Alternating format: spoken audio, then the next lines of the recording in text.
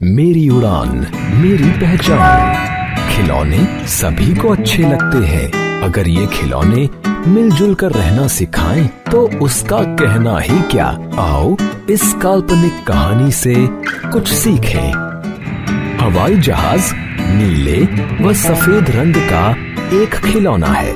इसके आसपास दो चमकदार पंख हैं। इस पर एक नीली बत्ती लगी हुई है। चलते समय यह बोलता है, मेरी उड़ान मेरी पहचान। खिलौनों की दुकान में हवाई जहाज को देखकर पुलकित उसे पाने के लिए मचल उठा। पुलकित की जिद सुनकर हवाई जहाज बहुत खुश हुआ। उसे खुद पर गर्व महसूस होने लगा। माँ ने पुलकित को हवाई जहाज खरीद कर दिया। पुलकित ने माँ को धन्यवाद दिया और घर जाकर वह खेलने लगा।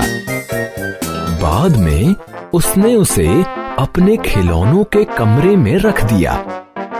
वहां रखा टेडी भालू हवाई जहाज को देखकर मुस्कुराया। वह बोला, तुम्हारा स्वागत है हवाई जहाज भैया। पर हवाई जहाज ने कुछ उत्तर नहीं दिया। तभी मीशू गुड़िया बोली, क्या तुम हमें अपनी सवारी करवाओगे? हवाई जहाज अब भी चुप रहा।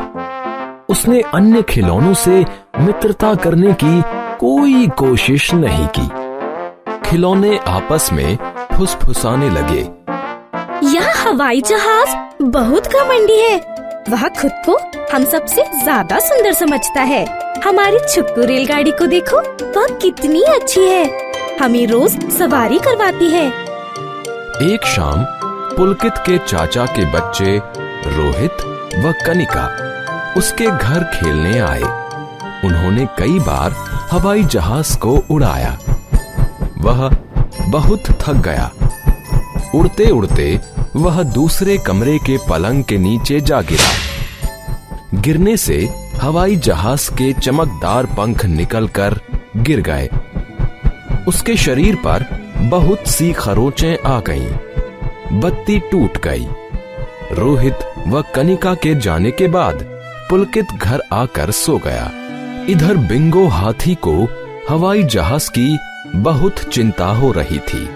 वह बोला, हवाई जहाज वापस नहीं आया है। हमें उसे ढूंढना चाहिए। बिंगो की बात सुनकर टुक टुक कुत्ता बोला, हमें क्या जरूरत है उसे ढूंढने की? वह तो हमसे बात भी नहीं करता था। टुक टुक, तुम्हारी बात सही है, पर इस समय मुसीबत में हमें उसकी मदद करनी चाहिए। मीशू गुड़िया ने समझाया। सभी खिलौने मान गए। वे सभी छुक्कू रेलगाड़ी में बैठकर उसे ढूंढने लगे। अचानक उन्हें पलंग के नीचे से हवाई जहाज के सुबकने की आवाज सुनाई दी। वे दौड़कर उधर गए। वे हवाई जहाज को उठाकर वापस खिलौनों के कमरे में ले आए। सबने मिलकर उसकी धूल झाड़ी।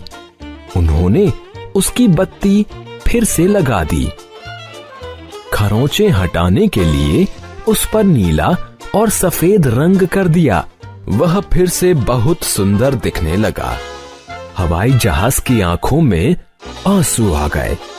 उसने सबसे माफी मांगी और सबको अपना मित्र बना लिया। उसने सबको अपनी सवारी करवाई।